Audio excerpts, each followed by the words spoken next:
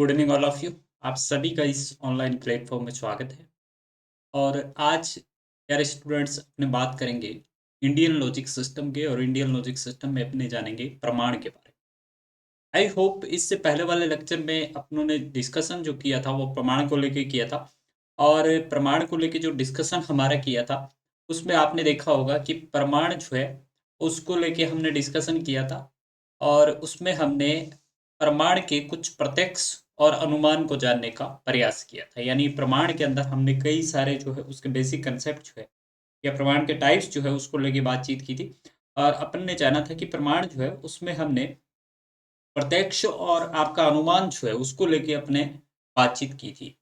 आज अपन उससे आगे कुछ प्रमाण के जो पार्ट है उसको जानने का प्रयास करेंगे, और कुछ महत्वपूर्ण जो प्रमाण हैं उनके बारे में जानेंगे। और ये इंडियन लॉजिक सिस्टम जो है उसी को कंटिन्यू कर रहे हैं। तो चलिए स्टार्ट करते हैं नेक्स्ट प्रमाण की। फर्स्ट ऑफ ऑल मैं आपको बता दूं कि प्रमाण के बारे में हमने बात की थी। और प्रमाण में हमने पहला प्रत्यक्ष, दूसरा आपका अनुमान, तीसरा आपका उपमान, फोर्थ शब्द, फाइव अर्थवती एंड सेकंड अनुपलब्धि। तो हमने इन दो का डिस्कशन जो है पहले कर लिया था, यानी प्रत्यक्ष का एंड अनुमान का। प्रत्यक्ष एंड अनुमान का पहले डिस्कशन कर चुके हैं। प्रत्यक्ष में हमने एक्सटर्नल और इंटरनल जाना था, पूर्ववत और सहिष्वत, और ये जो है समय दृष्टा के बारे में जाना था। अपन उपमान के बारे में, शब्द के बारे में, अर्थापति के बारे में और अनुपलब्धि के बारे में आज इस लेक्चर के अंदर, इस क्लास के अंदर जानने का प्रयास करेंगे। तो चलिए स्टार्ट करते हैं।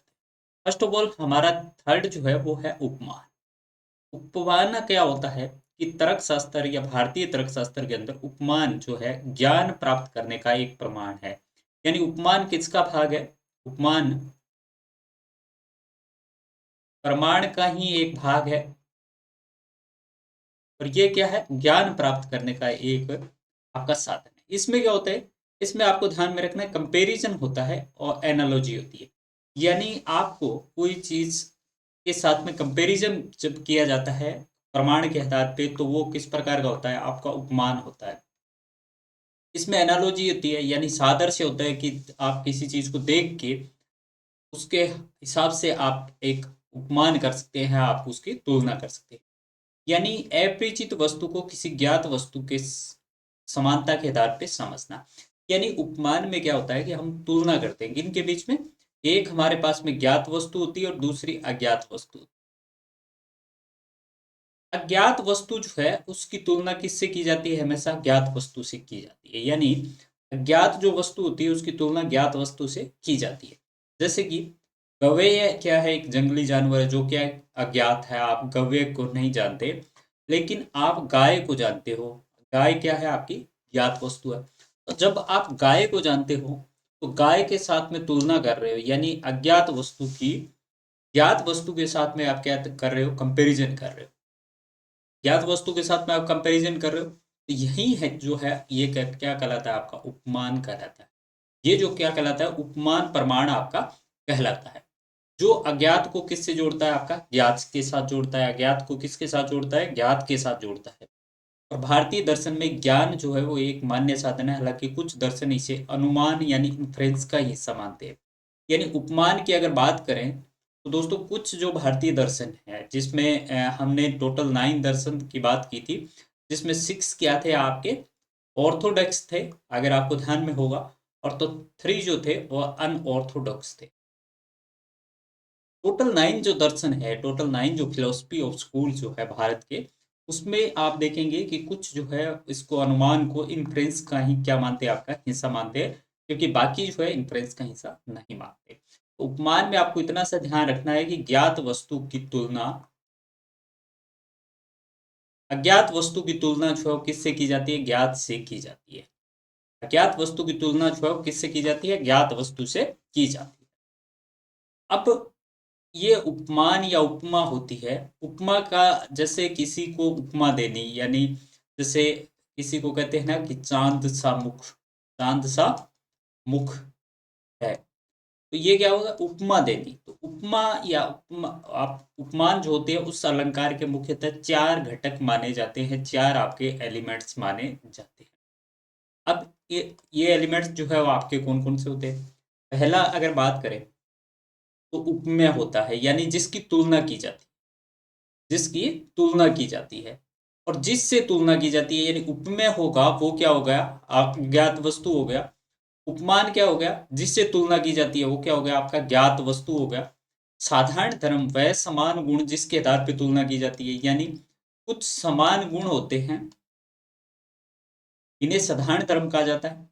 उपमावाचक शब्द जैसे सा सी, जैसे समान तुल्य, यानी आप क्या कर रहे हो? उपमान, उपमेय जो है उसकी तुलना उप उपमान के साथ कर रहे हो, इसके आधार पे समान गुणों के आधार। जैसे कि अगर हम कहें कि उसका मुख चांद सा है, उसका मुख, उसका मुख चांद सा है। मुख क्या है? आपका उपमेय है। और मुख की तुलना किसके साथ की जा रही है? उपमान के साथ। तो उपमान क्या हुआ? आपका चांद। साधारण धर्म जो है वो क्या है? सुंदरता या चमक के आधार पे हम बात कर रहे हैं। उपमावाचक शब्द क्या हुआ? उपमावाचक शब्द हुआ कि उसका मुख चांद सा है, तो सा जो है वो क्या हुआ? इसमें हुआ। जैसे कि अपने एक उदाहरण और लेके देखें कि वह आइंस्टीन के समान है, वह आइंस्टीन के समान है। तो वह यहाँ पे क्या हुआ? उपमेय। आइंस्टीन यहाँ पे क्या हुआ? उपमान। वह आइंस्टीन के समान है, तो के यहाँ पे क्या हुआ? उपमा शब्द हुआ। ठीक है। साधारण धर्म क्या हुआ? कि समान है, समान है। ये क्या हुआ? समान है, या उसका कह सकते हैं दिमाग, कह सकते हैं दिमाग। तो दिमाग यहाँ पे क्या हो जाएगा? साधारण धर्म हो जाएगा। मतलब जब किसी चीज की अपने तुलना कर रहे हो, तुलना किसके अंदर होती है? बेसिकली उपमान जो आपका प्रमाण है उसी के अंदर तुलना होती है। उपमान में एक उपमेय होगा, दूसरा आपका उपमान होगा, तीसरा आपका साधारण धर्म होगा, और चौथा आपका उपमान या उपमा जो शब्द होंगे वो लिए जाते हैं। आई थिंक यहाँ तक उपमान को लेके कोई आपके जो माइंड में कंफ्यूजन है वो नहीं है। और आता है हमारा शब्द प्रमाण। यानी अभी तक जो हमने प्रमाणों की बात की है वो प्रत्यक्ष की बात की है, इससे पहले वाले लेक्चर में बात की थी उनकी। प्रत्यक्ष के बाद में अनुमान की बात की थी अपन ने। अभी अपन ने बात की थी उपमान की, जिसके चार भाग जो है वो हमने आपके सामने रिप्रेजेंट किए हैं। और जो है वो शब्द है। शब्द क्या होता है कि आपत पुरुष के वचन से प्राप्त ज्ञान को शब्द कहते हैं। आपत पुरुष कौन है? आपत जो विश्वसनीय व्यक्ति है। आपत मीन्स क्या होता है यहाँ पे? विश्वसनीय, यानी जो जिस पे विश्वास किया जा सके। तो आपत मीन्स विश्वसनीय व्यक्ति के वचन से प्राप्त ज्ञान होता है, वो क्या होता है? प्रमाण होता है। वो वचन क्या हो सकते हैं? लिखित भी हो सकते हैं और आपके अलिखित भी हो सकते हैं, रिटन हो सकते हैं, अनरिटन हो सकते हैं। ठीक है। तो वही क्या है? शब्द प्रमाण और प्रमाण है, यानी शब्दों के रूप में अगर कोई प्रमाण आपको मिले तो वो क्या हो जाएगा? शब्द प्रमाण हो जाएगा। और वो किससे होगा? आपत व्यक्ति यानी विश्वसनीय व्यक्ति से होगा। ऐसा नहीं कि किसी भी साधारण व्यक्ति से अगर कोई शब्द आपको प्राप्त होते हैं तो उसको शब्द प्रमाण नहीं कह सकते। शब्द प्रमाण के लिए प्यारे स्टूडेंट्स यहाँ पे क्या होगा कि कोई ना कोई आपका ऐसा विश्वसनीय व्यक्ति होगा जिसके कथन या जिसकी लिखित बातें जो है उसको हम क्या कर सकते हैं? शब्द प्रमाण मान सकते हैं। आपत व्यक्ति कौन है? आपत व्यक्ति की कुछ विशेषताएं होती है, यानी जो सदैव क्या होता है? ट्रुथ, यानी ट्रुथ बोलता है, सही बोलता है। विषय का सही ज्ञान रखता है, knowledge of, fully knowledge of subject होता है, फुली नॉलेज ऑफ सब्जेक्ट होता है। ये धोखा देने की इच्छा नहीं रखता है। ये तीन अगर किसी व्यक्ति के अंदर विशेषताएं होती है और वो व्यक्ति विश्वसनीय है, क्योंकि अगर तीनों विशेषताएं हो गई तो डेफिनेटली वो क्या होगा? आपका विश्वसनीय होगा। यानी जो सत्य बोलेगा, जो विषय का सही ज्ञान रखेगा, जो धोखा देने की इच्छा नहीं रखता है, तो ऐसा व्यक्ति कौन होगा? विश्वसनीय होगा। और उसी को अपन क्या कहेंगे? आपत व्यक्ति कहेंगे। उदाहरण के लिए शिक्षक, शिक्षक क्या है? सत्य बोलता है, हम आशा करते हैं ऐसा। विषय का सही ज्ञान रखता है और धोखा देने की इच्छा नहीं रखता है। इसलिए वो कहता है कि पृथ्वी सूर्य के चारों ओर घूमती है, पृथ्वी सूर्य के चारों ओर घूमती है, ऐसा स्टूडेंट को बताता है टीचर। तो ये क्या हो गया? शब्द प्रमाण हो गया। शब्द प्रमाण हो गया, क्योंकि ये बातें किसने बताई है? टीचर ने बताई। और टीचर कौन है? आपका आपत व्यक्ति है। इसी प्रकार माता पिता कहते हैं कि आग से हाथ जल जाता है। अगर हमारे माता पिता गए आग से हाथ जो है वो जल जाता है, तो हमें कौन सा प्रमाण जो है वो मिलता है? शब्द प्रमाण।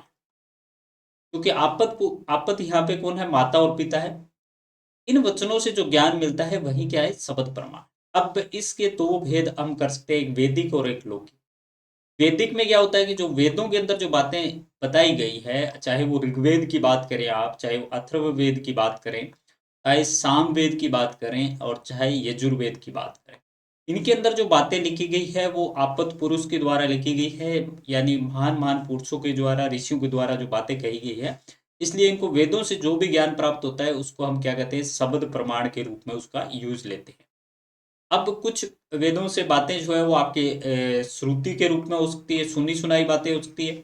कुछ बातें जो है वो आपकी लिखित में हो सकती है। लौकिक ज्ञान में क्या होता है? सामान्य विश्वसनीय व्यक्ति होते हैं, जैसे टीचर हो गया, जैसे आपके माता पिता हो गए, तो वो क्या हो गया? आपका शब्द प्रमाण। आई थिंक उपमान और शब्द प्रमाण को लेके दोस्तों किसी प्रकार का आपका कंफ्यूजन नहीं होगा। बिकॉज दोनों ही क्या है कि आपके एक तुलना करता है। यानी उपमान जो है वो क्या है? तुलनात्मक, अपने किसी के साथ तुलना करके जब नॉलेज प्राप्त करते हैं तो वो हमारा उपमान प्रमाण होता है। लेकिन जब अपन किसी आपत पुरुष से शब्द के रूप में जब नॉलेज ग्रहण करते हैं तो वो क्या होता है? हमारा जो है शब्द प्रमाण होता है। नेक्स्ट अपन बात करें फिफ्थ नंबर की, तो अपन देखेंगे कि तर्क शास्त्र में अर्थापत्ति, अर्थापत्ति जो है वो एक पांचवा प्रमाण होता है। ये 5 नंबर पे जो आता है वो आपका प्रमाण होता है। इसमें क्या होता है? अर्थापत्ति में बेसिकली अपन देखें तो अर्थापत्ति वह प्रमाण है जिसमें प्रत्यक्ष रूप से न दिखाई देने वाले तथ्य का ज्ञान होता है। यानी किसी देखे हुए तथ्य को समझाने के लिए मानना पड़ता है। यानी इसमें क्या है कि प्रत्यक्ष नहीं होता, अप्रत्यक्ष होता है। अर्थापत्ति जो है हमेशा क्या होता है? इनडायरेक्ट होता है। पहली चीज तो आपको ये भी ध्यान में रखनी है कि कई बार पूछा जा सकता है कि अर्थापत्ति के माध्यम से हमें किस प्रकार का ज्ञान जो है वो आपका प्राप्त हो। तो हमें क्या बताना है कि अर्थापत्ति के माध्यम से हमें अप्रत्यक्ष ज्ञान जो है वो आपका होता है। यानी इसके माध्यम से प्रत्यक्ष या अनुमान से स्पष्ट न हो और किसी तथ्य की संगति बनाए रखने के लिए किसी नई बात की कल्पना या स्वीकृति करनी पड़ी, तो उसे अर्थापत्ति प्रमाण कहते हैं। यानी इसके अंदर ना तो प्रत्यक्ष प्रमाण होता है, ना आपका अनुमान प्रमाण होता है, लेकिन किसी बात को बताने के लिए आपको एक नई कल्पना या नई स्वीकृति देनी पड़ी तो उसे अर्थापत्ति कहते हैं। जैसे कि अर्थापत्ति का सबसे इम्पोर्टेंट उदाहरण जो है वो यही है, और सभी पुस्तकों के अंदर, सभी बुक्स के अंदर यही आपको प्रमाण जो है वो मिलेगा। यानी आपको प्रत्यक्ष दिखाई नहीं दे रहा है, आप अनुमान जो है वो भी है, वो भी नहीं है इसके अंदर। आप क्या करते हैं? एक नई धारणा को लेके आते हैं, एक नई कल्पना को लेके आते हैं, वही आपकी क्या कहलाती है? अर्थापत्ति कहलाती है। अब जैसे प्रसिद्ध उदाहरण के लिए देवदत्त दिन में नहीं गाता, यानी ये क्या है? आपका देवदत्त है, ठीक है, ये देवदत्त है, और ये मान लो मनोज, मान लो इसको फॉर एग्जाम्पल हम दे रहे हैं। तो देवदत्त दिन में नहीं गाता फिर भी मोटा है। आप देख रहे हो कि देवदत्त काफी मोटा है, और हम ये कह रहे हैं कि दिन में नहीं गाता। तो इसका सीधा सा एक जो हमारे सामने अवधारणा आएगी नई, वो क्या आएगी? हो सकता है देवदत्त जो है वो आपका रात में खाता हो, तो हो सकता है देवदत्त जो है वो और आपका रात में खाता हो, लेकिन अपनों ने रात में प्रत्यक्ष भी नहीं देखा उसको, उन्होंने प्रत्यक्ष नहीं देखा। अनुमान भी पूरी तरह से हम नहीं लगा सकते कि रात में खाता है या नहीं खाता, लेकिन अपनों ने एक नई धारणा जो है वो बना ली, और वही नई धारणा जो है वो क्या कहलाती है? अर्थापत्ति कहलाती है। ये एग्जाम्पल जो है वो आपका इस प्रकार से आएगा कि देवदत्त जो है वो दिन में नहीं खाता फिर भी मोटा है, इसमें कौन सा प्रमाण जो है वो आपका यूज में लिया गया है? तो अपन कह सकते हैं कि इसमें जो प्रमाण यूज में लिया गया है वो आपका अर्थापत्ति प्रमाण जो है वो आपका यूज में लिया गया है। अर्थापत्ति प्रमाण जो है वो आपका यूज में लिया गया। इसी प्रकार से मनोज के संदर्भ में बातें करें, कि मनोज के संदर्भ में बातें करें, तो मनोज का जैसे अर्थापत्ति को लेके बात करें तो मनोज के संबंध में हो सकता है कि मनोज जो है फिट बॉडी है। इट मीन्स क्या है? वो जिम में जाता है, वो जिम में जाता है, ऐसा वाक्य है मान लो। तो अपने क्या करेंगे कि ना तो मनोज को जिम में जाते हुए अपनों ने देखा, और ना वो हम कह सकते हैं कि मनोज फिट है बॉडी, क्योंकि वो जिम में जाता है। लेकिन पूरी तरह से अनुमान भी नहीं लगा सकते। अब अपने अर्थापत्ति यहाँ पे बनाई है कि मनोज फिट है, मीन्स यहाँ पे जिम में जाता है, लेकिन ये पूरी तरह से सही नहीं है, क्योंकि हो सकता है मनोज जो जिम में नहीं जाता हो, और जिम में जाता है तो दिन में जाता है या रात में जाता है, पहला कन्फ्यूजन। सेकंड ये है कि अगर जिम में नहीं जाता, हो सकता है वो घर पे ही कोई अपनी एक्सरसाइज वगैरह जो है उसको कर रहा है। तो अपनी एक क्या है अवधारणा बनाते हैं, और वो अवधारणा किसी हद तक सही हो सकती है, लेकिन उसमें ये नहीं हो सकता कि वो पूरी तरह होगी। तो अर्थापत्ति जो है हमेशा क्या रहता है, उसमें कंफ्यूजन रहता है। पहली चीज आपको ध्यान में रखना है कि अर्थापत्ति जो है उसमें हमेशा क्या रहता है, आपका कंफ्यूजन रहता है। इसके मुख्य बिंदु क्या है, यानी अर्थापत्ति के मोस्ट इंपोर्टेंट पॉइंट्स क्या है। ये आपका अनुमान से भिन्न है। इसमें किसी विरोध को दूर करने के लिए नई बात जो है वो माननी पड़ती है। मीमांसा दर्शन में इसे स्वतंत्र प्रमाण माना गया है, ये आपका इंपॉर्टेंट है। यानी मीमांसा दर्शन में इस प्रमाण को स्वतंत्र प्रमाण माना गया है, तो आपने को कहना है कि ये मीमांसा दर्शन के अंदर जो अर्थापत्ति है उसको स्वतंत्र प्रमाण माना गया है। नेक्स्ट अपन बात करें तो 6 नंबर पर या सबसे लास्ट में आता है, वो आता है अनुपलब्धि। अनुपलब्धि जो है इसका सीधा सा मतलब है कि जो उपलब्ध नहीं है, या किसी वस्तु के नहीं होने पे जो ज्ञान होता है वो आपका अनुपलब्धि होता है, यानी उपलब्ध नहीं है। इसमें प्रत्यक्ष ज्ञान नहीं होता। प्रत्यक्ष इसलिए नहीं होता कि वो उपलब्धि नहीं है। कोई वस्तु आपके सामने दिखाई देगी, जैसे ये व्यक्ति है, अगर यहाँ पे दिखाई देगा तभी तो इसको क्या कहेंगे, अपने प्रत्यक्ष प्रमाण कहेंगे। अगर ये व्यक्ति है ही नहीं यहाँ पे, तो फिर इसको प्रत्यक्ष प्रमाण नहीं करेंगे।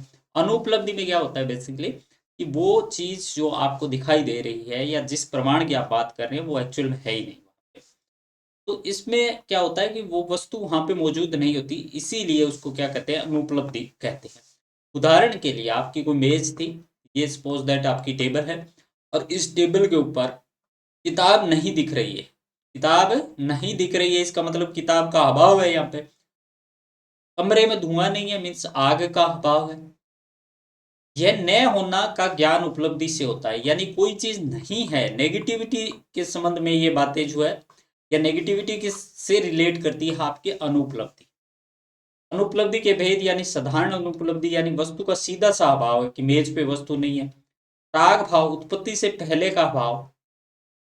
पर्दा स्वभाव मानी नष्ट होने के बाद, यानी मान लो आपकी कोई वस्तु थी वो नष्ट हो गई, उसके बाद का जो अभाव होता है वो आता है पर्दवास भाव। अंत्य भाव यानी स्वर्थ अभाव पाया जाता है, वो अंत्य अभाव आपका कहलाता है। तो अब अपन जो है 6 के 6 जो आपके प्रमाण थे उनकी चर्चा कर चुके हैं। 6 के 6 जो आपके प्रमाण थे उनकी अच्छी तरह से अपने चर्चा कर चुके हैं, 2 की पहले वाले लेक्चर पे, 4 की इस वाले में। अब अपन कुछ इस लॉजिकल रीजनिंग से जुड़े हुए कुछ क्वेश्चन है, महत्वपूर्ण क्वेश्चनों की बात करते हैं और जानते हैं उनके बारे में। तो फर्स्ट ऑफ ऑल अपना क्वेश्चन है कि निम्नलिखित में से कौन सा प्रमाण न्याय दर्शन में स्वीकार नहीं किया जाता है। यानी न्याय दर्शन जो है किसको स्वीकार नहीं करता, प्रत्यक्ष, अनुमान, शब्द और अर्थापत्ति। क्योंकि अर्थापत्ति जो है उसको लेके कंफ्यूजन है। अर्थापत्ति जो है उसको लेके कंफ्यूजन है। अर्थापत्ति में ना तो अनुमान होता है, ना आपका शब्द होता है, और ना आपका प्रत्यक्ष होता है। इसमें क्या होता है, एक नई अवधारणा जो है, इस नई अवधारणा को हम बनाते हैं, इसीलिए न्याय दर्शन में इसको माना नहीं जाता। तो इसका सही जो आंसर है वो आपका अर्थापत्ति होगा। नेक्स्ट अपन बात करें कि आपत पुरुष के वचन से प्राप्त ज्ञान किस प्रमाण का लक्षण है। यानी आपत पुरुष जो है, आपत पुरुष क्या था, पहले तो अपन को ये जानना है कि आपत पुरुष जो विश्वसनीय हो, यानी जो है सत्य बोलता हो, धोखा नहीं देता हो, इस प्रकार का जो पुरुष है वो क्या है, आपत पुरुष। अब प्रत्यक्ष प्रमाण नहीं है, शब्द, अनुमान, उपलब्धि। तो आपने देखा कि शब्द जो है वो क्या होता है, आपत पुरुष के लिए यूज होता है। देवदत्त दिन में नहीं खाता फिर भी मोटा है, ये उदाहरण किस प्रमाण का है। तो अभी अपने देखा था कि देवदत्त दिन में नहीं खाता, इसका मतलब वो रात में खाता है। तो अपनी एक नई अवधारणा का निर्माण हो रहा है वहां पे, नई अवधारणा जो है उसका निर्माण हो रहा है। इसका मतलब क्या है, अर्थापत्ति इसका सही आंसर है। नेक्स्ट अपन बात करें तो किस वस्तु के अभाव का ज्ञान किस प्रमाण में होता है। यानी किसी वस्तु का अभाव होता है कि उपलब्ध नहीं है, उपलब्ध नहीं है, इट मीन्स क्या है दोस्तों, वो अनुपलब्धि है। बड़े सरल सरल क्वेश्चन जो है वो आपके आते हैं। देखिए, दार्शनिक स्कूल को सूची सेकंड से आपका मिला है। देखिए, न्याय जो है उसमें क्या है आपके, न्याय जो है उसमें अर्थापत्ति आपकी नहीं है, तो पहले का फोर्थ नंबर तो होने का मतलब ही नहीं है। पहले का फोर्थ नंबर जो है वो होने का मतलब ही नहीं है आपका। अब चारवाक दर्शन जो था, चारवाक दर्शन जो है अपन बात की थी, चारवाक दर्शन जो है वो केवल और केवल प्रत्यक्ष को मानता है। पहले का डी का पहला, अब डी का पहला जो है ये इसी में आप देखिए, ए का मतलब ए का तीन, हमने देखा प्रत्यक्ष, अनुमान, शब्द और उपमान जो है वो न्याय दर्शन मान के चलता है। बी का फोर्थ है यानी अद्वैतवाद जो है वो क्या मान के चलता है, प्रत्यक्ष, अनुमान, शब्द, उपमान, अर्थापत्ति, अनुपलब्धि, जो छह के छह आते हैं वो किस में आते हैं, अद्वैत, जो आपके वेदांत है उसमें आते हैं। वैश्विक जो है वो क्या मानता है, प्रत्यक्ष और अनुमान मानता है। ये इसका सही आंसर हो। नेक्स्ट अपन बात करें तो न्याय तर्क शास्त्र के चरणों का सही क्रमों में व्यवस्थित कीजिए, यानी न्याय तर्क के पहले उपमेय होगा, उपनय होगा, हेतु यानी कारण होगा, निगमन होगा, या पक्ष प्रतीक्षा होगी, या दृष्टांत उदाहरण होगा। तो इसमें क्या होता है, पहले पक्ष आता है, पहले पक्ष आएगा, फिर आपका हेतु आएगा, हेतु के बाद में आपका कहीं ना कहीं जो है उदाहरण आएगा, उदाहरण के बाद में आएगा अनुप्रयोग, और अनुप्रयोग के बाद में आएगा आपका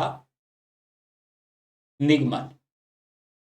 ये इसका DBEAC वाला जो है सही आंसर। नेक्स्ट अपन बात करें हेतुआभास का अर्थ क्या है। हेतुआभास मानी जो है अगर उसमें अपन वेस्टर्न जो आपका फिलोसफी है अगर उसमें देखें तो कहीं ना कहीं हेतुआभास का मतलब होता है फैलेसी से। तो फैलेसी जो है वो क्या है, एक कंफ्यूजन होता है, कहीं ना कहीं अपने को गलत हवास होता है। तो ये क्या है, इसका हवासी लेकिन गलत कारण के होता है। भारतीय तार्किक परंपराओं यानी इंडियन लॉजिक जो है परंपरा जो है उसमें ऐतिहासिक क्रम में व्यवस्थित कीजिए, यानी पहले कौन सा आया बाद में कौन सा आया, इस तरह से। तो न्याय सूत्र जो है अक्षपाद गौतम का है। बौद्ध तर्क, बौद्ध तर्क जो है वो नहीं आया। फिर जैन तर्क आया, शातवाद और अनेकतावाद, पहले ए आया, फिर आपका डी आया, फिर आपका बौद्ध आया, और फिर आपका नव्य यानी गंगेश तत्व चिंतामणि जो है वो निकल गया है। ADBC, ADBC।